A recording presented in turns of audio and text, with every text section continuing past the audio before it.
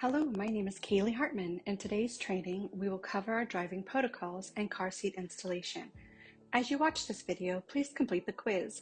When you are done with the video and the quiz, submit it to your transportation coordinator and sign up for an hour of in-person hands-on car seat practice. For today's topics, we will be talking about some of the Relief Nursery driver protocols, how to choose and install the right car seat, different types of belting systems, safety practices, and the process for changing out car seats in our buses and vans. We are going to start out by talking about driver protocols. After this training, if you have any additional questions about the protocols, please talk to your transportation coordinator. There are several things that need to be done before you drive one of the Relief Nursery vehicles. Vehicles must be checked out 24 hours in advance. To do this, call or email your transportation coordinator. When you are reserving a vehicle, complete the transportation sign-out sheet in the reservation binder that is located at the front desk. Write in your name, your program, the vehicle number, and the day and time you are taking the vehicle. After you return the vehicle, you'll come back to the sheet and write in the return time, whether you reinstalled the car seats, if you removed any, whether you cleaned and sanitized the vehicle, and whether it needs fuel. It is very important that you complete this form fully so that the transportation coordinator is in the loop about which vehicles will be used when and if they need any attention, such as fuel or a repair. Before you drive or load passengers, go out about 5 or 10 minutes early to walk around the vehicle to look for safety hazards. Look for any damage, flew under the vehicle, underinflated tires, or anything else that looks concerning. If you smell fuel or hear an unusual noise when you start the vehicle, do not drive the vehicle. If you notice something that needs attention, call, text, or email the transportation coordinator. You will also need to check the inside of the vehicle. Check the car seats to make sure they are still secure. All objects that are not fastened down are considered projectiles and may be put away when not in use. An important thing to remember is never leave a vehicle running while you are not attending to it. For example, do not turn on the vehicle to defrost and then leave it to go back inside the building. Paperwork is important, so I'm going to stress this a lot. Fill out the proper forms before and after using the vehicle. This includes the fuel log checklist, sanitizing protocols, and the pre-post checklist. And if you are reserving a vehicle, the reservation form. You never know who may need the vehicle next. For instance, if the transportation coordinator needs to get fuel and she checks the log and it is empty, she may take the vehicle at a time when you need it to transport children. Or if the sanitizing protocols were not filled out and another program needs to transport a child, they could use the same car seat that is not clean or sanitized. Make sure to always fill out the forms when you get in the vehicle and when you exit the vehicle, even if you'll be returning to that same vehicle to use again. If you have questions about the paperwork, ask the transportation coordinator. If you are transporting children, there's a parent sign-in and out binder. Be sure to take that with you. When picking up and dropping off children, a parent or designated person must accompany the child and sign the child in or out. At drop-off, only a custodial parent or someone who is listed on the emergency release form may take the child from your care. If you are not familiar with that person, look at the bus contract form in the binder to see who can and cannot pick up the child. Photo ID is required of any person that you are releasing the child to if you do not know the person who is there to pick up the child from your care. If no appropriate adult comes out at drop-off, call the emergency contacts or the parent's phone. If you are unable to reach anyone, call the child's teacher or your supervisor. If needed, bring the child back to the Relief Nursery. Families will then be required to come to the Relief Nursery to pick up their child. If you are driving for the preschool, we are always on a very tight schedule. We let families know the first week of school the approximate times will be at their home, and it is also on the contract that the families sign what time the driver will be there and that they should be ready before then. For this reason, if no one comes out at the designated time for your pickup or drop-off, we only wait 5 minutes before leaving to complete the route. There are several measures that help ensure the safety of the children that we are transporting. During rainy or foggy weather, turn the lights on. This makes the bus just a bit more visible. Most of our vehicles have lights that automatically turn on or off, but you should still check. Never use a cell phone when driving. This is not only the Relief Nursery policy, but is also a state law. We do not allow the use of cell phones with hand-free devices like a headset. Talking on the phone, even hands-free, can pull your focus from the road and the children. If you do need to make a phone call to a parent or a staff member, pull over to the side of the road in a safe location before making the call or answering the phone. Most of you will not be fueling the vehicles. This is the job of the transportation coordinator. For this reason, it is important to fill out the fuel log after each use so the transportation coordinator will know the fuel for each vehicle. If the vehicle is at a fourth tank or less, it is helpful if you call or text the transportation coordinator so they can fill it. Most programs do not allow staff to transport families in their personal vehicles. If your program does allow this, keep in mind that we are not allowed to get fuel, go through a car wash, or do any other maintenance activities for vehicles while children are in the car. We all like to boogie down with some good music, but the relief nursery requires you to keep the radio volume low so you can hear traffic and the children. We also require that the radio or any music playing is child-friendly.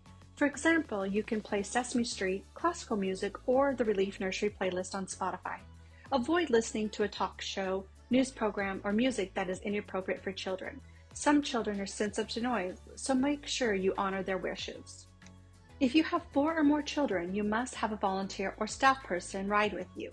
Your supervisor can help you identify who is available to be the rider. Remember that volunteers are never allowed to be left alone with children, not on the bus, in the classroom, bathrooms, or in between 2 places. If you need to leave the children for some reason, call your supervisor to come relieve you. If there is an emergency with the children on board, pull over in a safe location to address the situation. There are 3 types of circumstances where you may need to pull over. If a child is distressed and cannot be soothed by the rider, a child is very sick, throwing up, or needs immediate help, or if there's medical emergency like an injury, seizure, or choking. Pull over and handle the situation accordingly. If there are bodily fluids involved, make sure to take precautions as outlined in the emergency kit. There's an emergency kit in every vehicle. Make sure you are in a safe location and the children are safe before accessing the kit. After the situation has been handled and you are back at the relief nursery, do not forget to fill out the proper paperwork if there's an injury or an accident. The paperwork for that is also located in the emergency kit. There are step-by-step instructions on how to handle and fill out the paperwork for each type of incident. If you get into the vehicle and you notice an emergency light is on, let the transportation coordinator know. You can even text a photo of the light for a quick response. In some cases, you can go ahead and drive. In other situations, it might not be safe for you to take the vehicle, so wait for an answer before you drive on what you should do. If you're out driving and a light goes on, pull over and call the transportation coordinator to find out if you should continue your route or return to the relief nursery.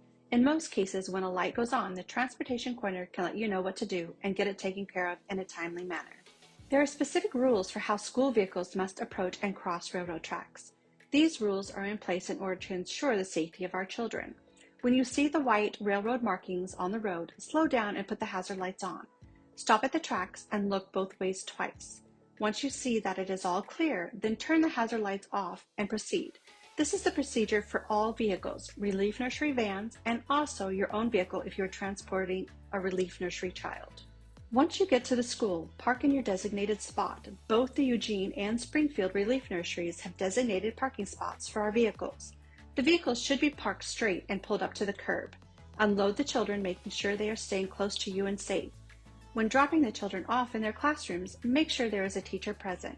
Do not leave a child unattended in the room and never leave a child with a volunteer or intern if a staff person is not present. If needed, take the child with you to drop off the other children. Then come back and drop off that child with the teacher there. Do not forget to sign the children into the classroom. Fill out the sign-in sheet by writing in your name, the word bus, and the time. After the children have been taken to their classrooms, go back to the vehicle to organize, clean, and sanitize. For example, put away any loose items such as books and toys. Pick up trash, refill the quat, etc. Do not forget to take any blankets or stuffies in to be washed at the end of each day. Also make sure that the relief nursery is allowing blankets, toys, books, and stuffies.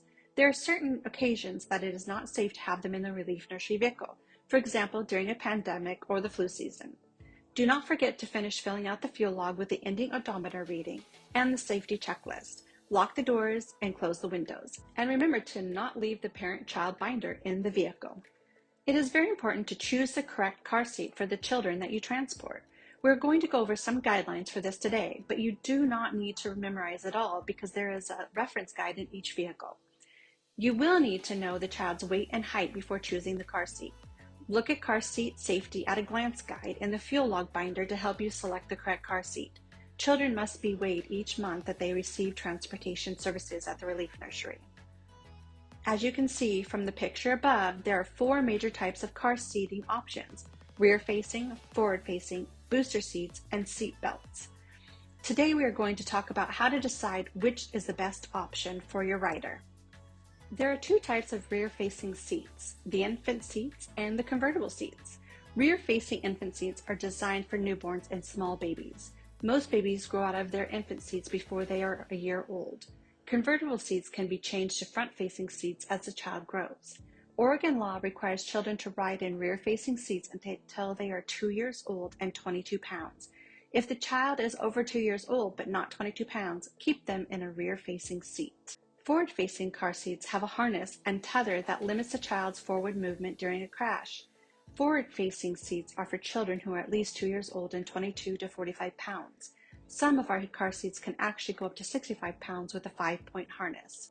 Once a child has reached the upper limit of the forward-facing car seat, you can transfer the child to a booster. A booster seat does not have straps. Instead, it positions the child so that the car's seat belt fits properly over the stronger parts of the child's body. In order for a child to use a seat belt without a booster, they must be 4 feet 9 inches tall or 8 years old, and the adult belt must fit correctly. It is still important to be sure they are buckled in properly. The lap belt should lie across the upper thighs, and the chest belt should be snug across the shoulders and chest to restrain the child safely in a crash. It should not rest on the stomach area or across the neck or face. Some kids like to slip their arm out from under the belt. This makes the belt far less effective in a crash. Make sure that the child is secured properly and has reached the correct weight and height for this option. If you work in Springfield and you need to check out a car seat, the car seat reservation binder is in the Springfield Transportation Office area. When filling this form out, make sure to write your program and the car seat model. If you work in Eugene, you will need to plan ahead because most of the spare seats are in Springfield. Contact the transportation coordinator for their assistance. Now we will talk about installing car seats. Try not to stress or worry too much. We will be going over this topic in more detail during the hands-on section that you'll sign up for after this video training. The type of car seat you will select will depend on which vehicle you are using and what type of belting system it has. There are certain car seats we use that require certain vehicle seats to make them safe to transport the children. There are 2 kinds of belting systems used to install car seats: the lap belt and the latch system. The lap belt should only be used if there is not a latch system in the vehicle. Latch stands for lower anchors and tethers for children. The car seats that need the latch system the most are the high back car seats. Do not install a high back car seat using the 5-point harness without using the latch system. We will cover this more in the hands-on practice. There are several tricks we use to make it easier to tighten up a car seat. So let's watch this video. Does car seat installation often seem like hot yoga without the relaxation? Here are 2 tricks to help you get the car seat tight without as much effort on your part. Step number 1 is the inside-outside trick. This will work if the seat is rear or forward facing, and it also works for latch or seatbelt installations. Here I have my seat installed with latch, and here's the tail of my latch belt. If I pull it what I'm going to call outside the car seat, I'm not going to be able to get the latch belt as tight as I need. If, however, I pull the cover aside and take the tail and pull it inside the car seat, I'll be able to get it tighter with much less effort. If you're installing with the shoulder belt, you're going to be pulling the shoulder belt inside instead of outside. The other trick, which you can use in tandem, applies for minivans and SUVs. Any vehicle where the seat back reclines, I'm going to show you the seat back recline trick. Step 1 to your whole car seat installation, recline the seat back. Then proceed with the installation. So I'm going to use my inside-outside trick here. I'm going to put a little pressure in the seat. All car seats also like to be wiggled as you get them tight. So I'm going to pull, wiggle, and if you notice, right now my car seat is still quite loose. Now I'm going to sit the seat back upright. Keep your knees against the front of the car seat so it doesn't slide out of position. Lift up on the lever and pull the seat back to the upright position. Now check if your car seat's tight. That doesn't move at all. It's allowed to move an inch at most, side to side or front to back. This is a really tight car seat. If you've installed the car seat forward facing, you'll want to tighten the tether now as your very last step. Always use the tether on every forward-facing car seat. It keeps the child's brain and spine much safer. There are certain safety practices that we use to make sure the children are situated safely in the car seat while we are transporting them. When installing and buckling the child in the car seat, make sure all straps are not kinked or twisted. Kinks and twists affect the integrity of the straps. This includes straps that go under the car seat, the lap belt, or the latch belts. None of these should have kinks or twists. When tightening the strap with the child in the car seat, have no more than a finger space in between the child and the chest strap. You can use the pinch test to make sure the straps are adequately tight. This means that there should be no slack in the straps, so you should not be able to pinch the strap. If a child is wearing a coat or puffy clothing, you will need to remove that before buckling the child in the car seat. Bulky coats or clothing and blankets prevent you from tightening the straps adequately, meaning the child is not safely secure. After the child is buckled in, you can tuck their coat, clothing, or a blanket around them to keep them warm. Harness clips should be positioned at armpit level. Leaving the clip loose or in the improper position can cause internal injuries and an accident. Personally, I like to put my hand between the child's chest and the chest plate and tighten the straps until it is super snug on my hand. The Relief Nursery does not allow the use of aftermarket products to make the car seat fit better or prevent red marks on the child's skin. These products, like strap covers, seat covers, and cushions, can reduce the effectiveness of the car seat. Use a child's clothing to prevent red marks on the neck from the straps. If necessary, you can roll up a small blanket to cushion the child's head after the child is safely secured in the car seat.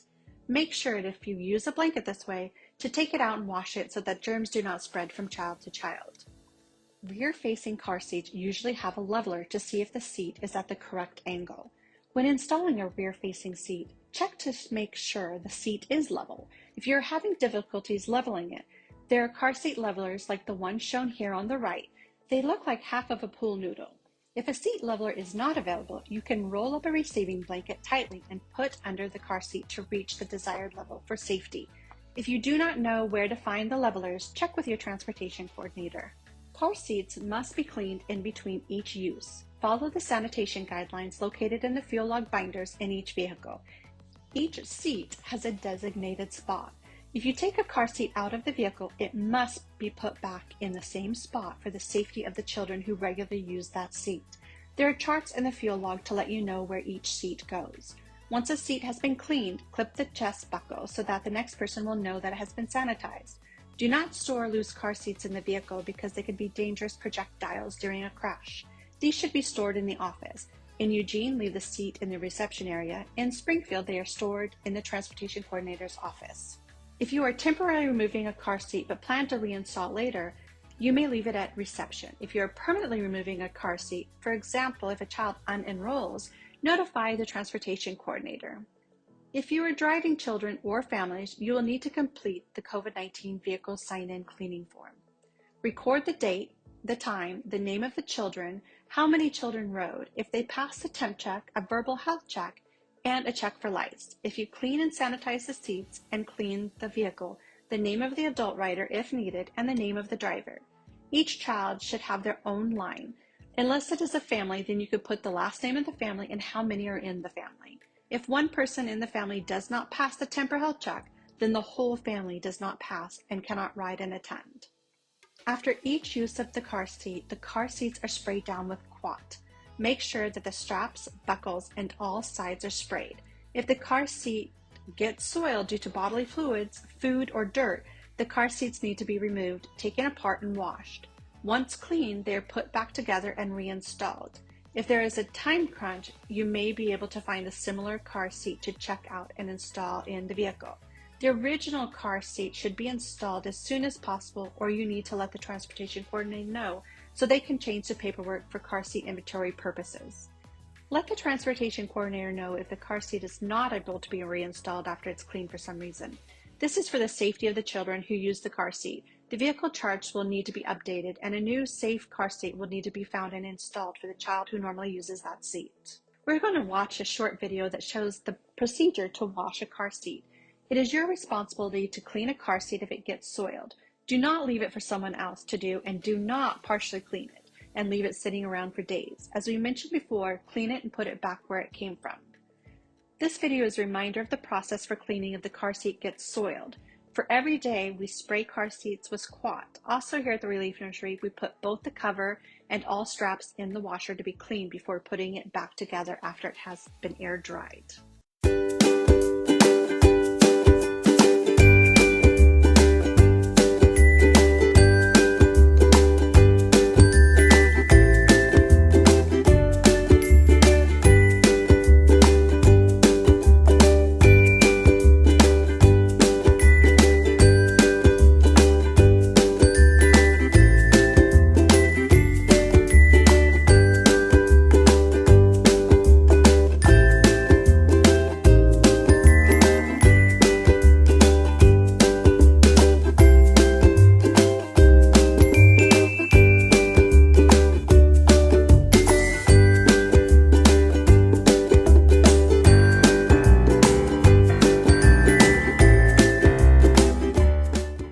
There are two different charts in the fuel log book and the driver book. One has all the car seat information and where those car seats are located. If you remove car seats, use the inventory chart to put the seats back exactly where you took them from. The other chart shows which child sits in which seat each day. The seating chart may have an area shaded out. That means that you cannot put a car seat in that location. This is either due to COVID-19 restrictions or for safety reasons. If you are unsure of the reason and need to use that seat, please contact your transportation coordinator. We are now at the end of this portion of our training. Please complete the car seat safety quiz and turn it in to your transportation coordinator to receive your certificate. The second portion of this training will be in-person, hands-on practice. You will receive further instructions and you will be asked to demonstrate your ability to properly install 3 types of car seats with the latch system and the belt system. Thank you for your time, and please reach out if you have feedback or any questions.